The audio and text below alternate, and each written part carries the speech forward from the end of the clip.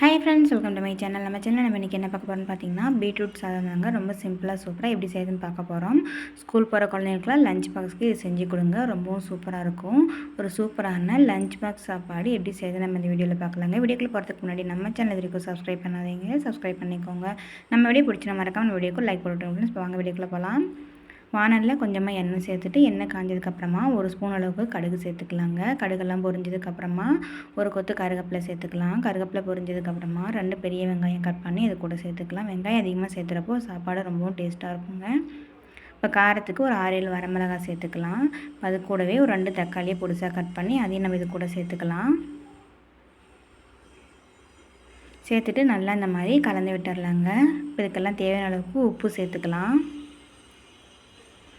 உப்பெல்லாம் சேர்த்துட்டு நம்ம அது கூடவே நம்ம பீட்ரூட் குட்டி குட்டியாக கட் பண்ணி தண்ணி விட்டு நல்லா அலசிட்டு எடுத்து வச்சுருக்கேங்க.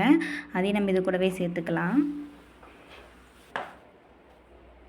சேர்த்துட்டு நல்லா இந்த மாதிரி கலந்து விட்டுறலாங்க. காய், தக்காளி, வெங்காயம் எல்லாம் ஒரு சேர வர மாதிரி நல்லா இந்த மாதிரி கலந்து விட்டுருங்க. கலந்து விட்டதுக்கப்புறமா காய் வேகிறதுக்கு 1 டம்ளர் அளவுக்கு தண்ணி சேர்த்துக்கலாங்க.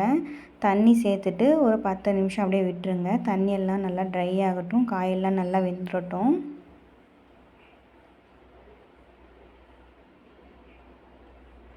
பீட்ரூட் துருவி சேர்த்ததை விட இந்த மாதிரி கட் பண்ணி சேர்த்துறப்போ ரொம்பவும் டேஸ்ட்டாக இருக்குங்க. யாருக்கெல்லாம் இந்த மாதிரி பிடிக்குன்ட்டு மறக்காமல் கமெண்ட்டில் சொல்லுங்கள். இப்போ பாருங்கள், தண்ணியெல்லாம் சுண்டி காயெல்லாம் நல்லா வெந்துருச்சு. நமக்கு உப்பு காரம்லாம் கரெக்டாக இருக்கான்னு பார்த்து செக் பண்ணிக்கோங்க.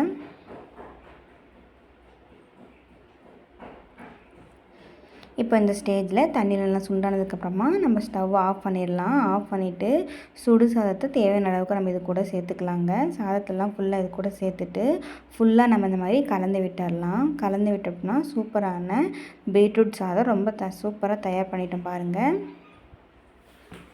லஞ்ச் பாக்ஸுக்கு குழந்தைங்களுக்கு, பெரியவங்களுக்கு எல்லாருக்குமே இது கொடுத்துடலாங்க. ரொம்ப ஹெல்த்தியான ரெசிபிங்க. ரொம்ப சட்டுன்னு செஞ்சு முடிச்சிடலாம். சட்டுன்னு ஒரு ரெசிபி செய்யணும். கண்டிப்பாக இந்த ரெசிபி நீங்கள் ட்ரை பண்ணி பாருங்கள். இந்த வீடியோ உங்களுக்கு பிடிச்சதுன்னா மறக்காமல் நம்ம சேனலை சப்ஸ்கிரைப் பண்ணிக்கோங்க. நம்ம வீடியோக்கு அப்படியே மறக்காமல் ஒரு லைக் போட்டு விட்ருங்க ஃப்ரெண்ட்ஸ். நீங்களும் கண்டிப்பாக உங்கள் வீட்டில் இதே மாதிரி செஞ்சு பார்த்துட்டு எப்படி இருக்குன்னு எனக்கு கமெண்ட்டில் சொல்லுங்கள். தேங்க்யூ.